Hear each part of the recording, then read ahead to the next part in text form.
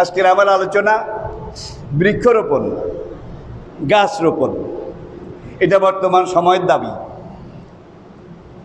সরকারে দো আলম হুজুর আকরাম সাল্লাল্লাহু আলাইহি ওয়াসাল্লাম ইরশাদ করেছেন, বুখারী মুসলিমের হাদিস, মান গারাসা শাজারান আও জিরাতান, যে ব্যক্তি কোনো একটা গাছ লাগালো অথবা কোনো তরিতরকারি ফল ফলাদি এগুলো গাছ লাগালো, ফাকালা মিনহু তয়রু, তার লাগানো এই গাছের ফল, তার লাগানো এই গাছের পাতা, ফাকালা মিনহু তয়রু, কোনো কাক পক্ষী এসে যদি খায়, আবিল ইনসানও, আত্মীয় অনাত্মীয় কোনো মানুষ এসে যদি এটার ফল, পাতা, শাক শাক শাক এগুলো খায়, আবিল বাহিমাতো, পাহাড়ের কিছু পাহাড়ি জন্তু, বন্য জন্তু তারা এসে যদি গৃহস্থের লাগানো এই বাগানের ফল ফলাদি, ফসলাদি, গাছপালা এগুলো খায়, আবিল ইনসানও, যে লাগিয়েছে তার আপনজন অপরজন এরা যদি খায়, আবি সারেকো, এমনকি চোর এসে যদি এগুলো কেটে নিয়ে যায়, ফাহুয়া লাহু সাদাকাতুন, যে লাগিয়েছে তার আমলনামায় কিয়ামত পর্যন্ত আল্লাহ পাক সদকায়ে জারিয়া সওয়াব লিখতে থাকবেন। তাহলে সদকায়ে জারিয়া, সওয়াবে জারিয়া, এটা হলো গাছ লাগানো।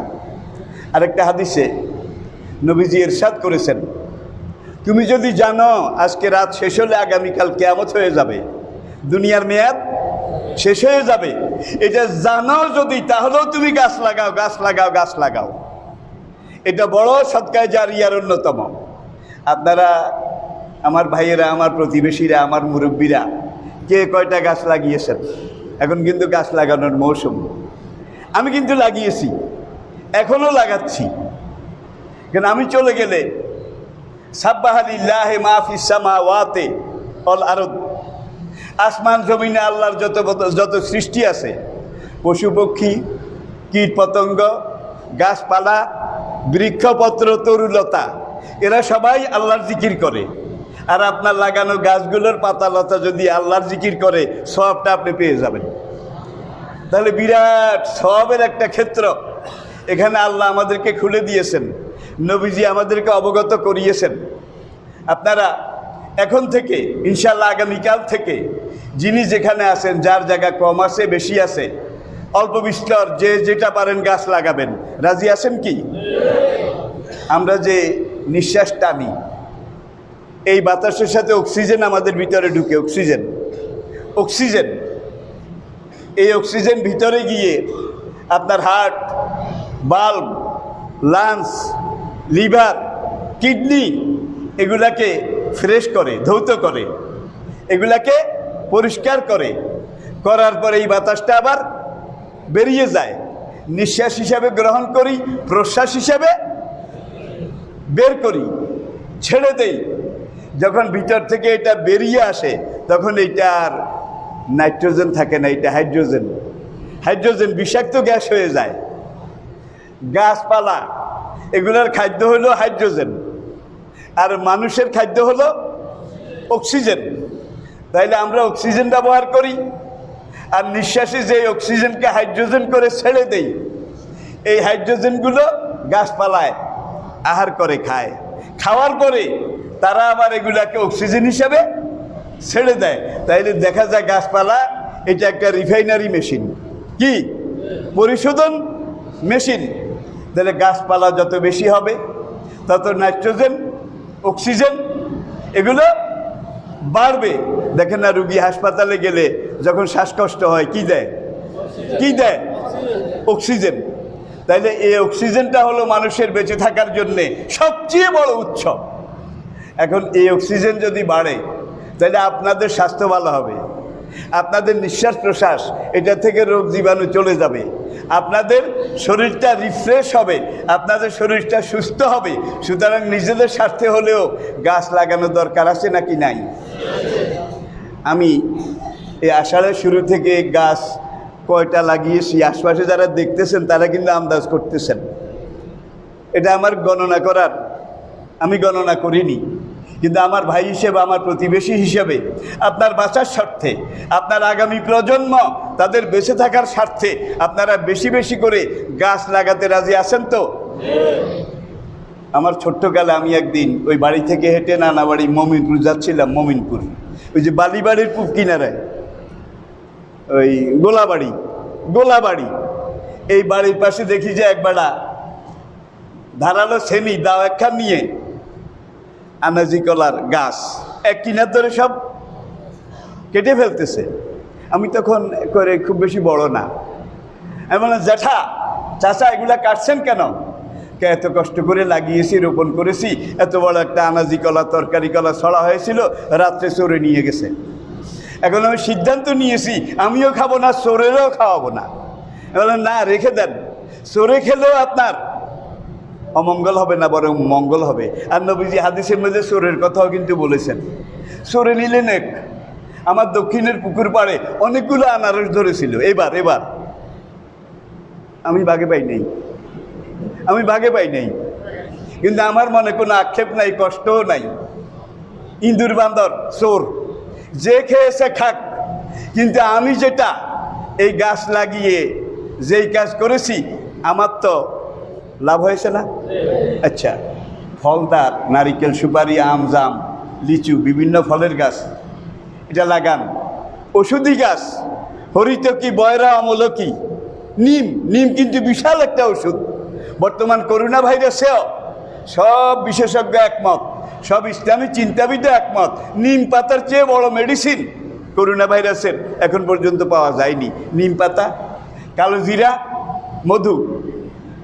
নিম পাতা, কালো জিরা, মধু, এটার সাথে লেবু, এই চারটা।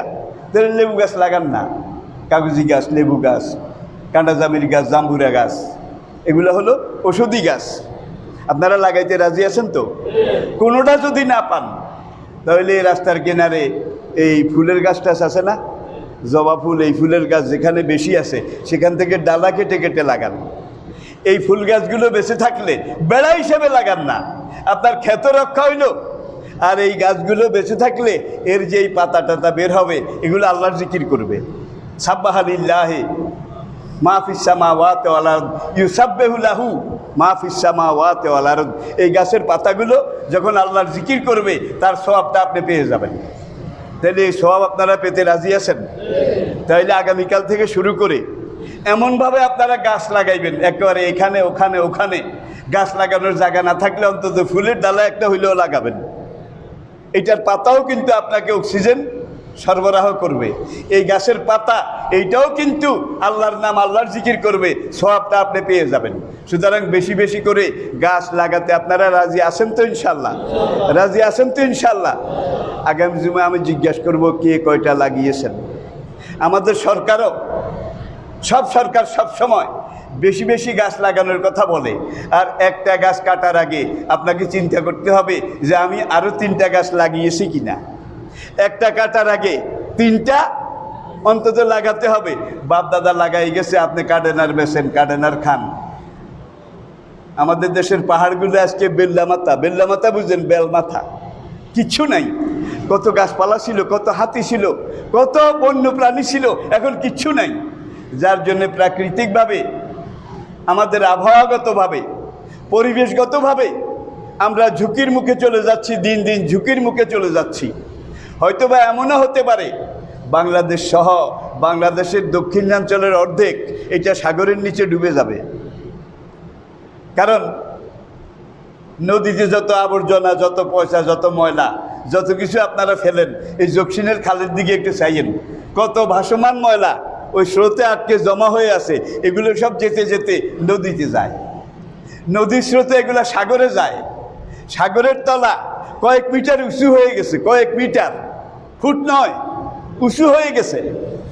সুতরাং ওই যে বরফ গলা পানি উত্তর মেরু, হিমালয় ওই দিক থেকে আসার পরে এখন পানি ধারণ করার ক্ষমতা নদী তো শেষই হয়ে গেছে। খাল কয়টা আছে আপনাদের এলাকায়? খাল বলা লাগবে, কয়টা আছে? 98-র মতো একটা বন্যা যদি এখন হয়, এই বন্যার পানিগুলো কোন দিকে নামে? কি পানি যাওয়ার মতো কোনো জায়গাও তো আমরা রাখি নাই। তাহলে বোঝা গেল আমরা এমন স্বার্থপর হয়েছি বৃষ্টি হতো, পানি হতো, 2 দিন পরে দেখা যেত কি পানি চলে গেছে। এখন পানি চলে যাওয়ার কোনো রাস্তা বোধ আপনারা রেখেছেন? দেশে একটা পুকুর দেখান, একটা ডোবা দেখান যেটার পানিটা ভালো আছে, বরং পানির রং আলকাত্রার রঙের মতো হয়ে গেছে। আমি জাপানে, সাউথ কোরিয়ায় এই কিছুদিন আগেও সফরে দেখেছি, সেখানকার দেশের প্রত্যেকটা আনাচে কানাচে, প্রত্যেকটা এলাকায়, শহরের প্রত্যেকটা ড্রেনে, শহরের প্রত্যেকটা নালীতে দৈনিক জোয়ার আসে, আবার ভাটায় চলে যায়, জোয়ার আসে, ভাটায় চলে যায়। তাইলে সেখানের পানি দূষিত হওয়ার কোনো কারণ আছে? তারা আমাদের চেয়ে অনেক ভালো আছে। আর দুনিয়ার বিদেশে যত দেশে গেছি আমি, কোনো দেশে আমি একটা মশাও দেখি নাই, একটা মশাও। আর আমরা মশার খেতি গৃহস্থী করি, আমরা মশার চাষ করি। তাইলে ডেঙ্গু থেকে আমাদের বাঁচার, রক্ষা পাওয়ার কোনো পথ, কোনো রাস্তা আছে বলে আমি মনে করি না। প্রিয় ভাইয়েরা, বিশেষ করে মিডিয়ার যে সকল ভাইয়েরা রয়েছেন, আপনাদের কাছে আমার একটা অনুরোধ থাকবে। আমরাও চাই, আর বিনিময় তো আমি আপনাদের কাছে কোনোদিন চাই না, চাই নাই, চাবো না। এটা হলো আমার শুরু থেকে আমার নিয়ম। আপনারা যখন এগুলো থ্রো করবেন, তখন আপনারা এমন টাইটেল, এমন হিডিং ব্যবহার করবেন না যেটার জন্যে আমাকে দায়ী করা হয়। একটু দেখে শুনে যাচাই বাছাই করে যে এই হিডিংটা দিলে এই হবে। একটা হিডিংয়ে আপনারা কেউ কেউ হয়তো দেখেছেন যে ফেসবুকে, ইন্টারনেটে আমার ছবি, এই পাশে শেখ হাসিনা আমাদের প্রধানমন্ত্রীর ছবি, এই পাশে ওবায়দুল কাদের সাহেবের ছবি। আর তারা হিডিং দিয়েছে, মাওলানা লুৎফর রহমান বলেছেন বাংলাদেশে করোনা আসবে না, যদি আসে তাহলে শেখ হাসিনা এবং ওবায়দুল কাদেরের কারণে আসবে। দেখছেন কারবার? ওইটাকে পড়ে দেখেন আপনারা। যারা পড়েছে তারাও আমাকে জানিয়েছে যে আসলে বক্তব্যের ভিতরে এই নামগন্ধ ধারের কাছেও নাই। তাহলে এই হিডিংটা দিয়ে আপনারা হয়তো 2 পয়সা পাবেন, আপনাদের এইটা গরম হবে, মার্কেট পাবে, কিন্তু আমার তো 12টা বাজবে, ঠিক কিনা? আমার ক্ষতি হতে পারে, আমি সমালোচনার মুখে পড়তে পারি, এমন কোনো হিডিং আপনারা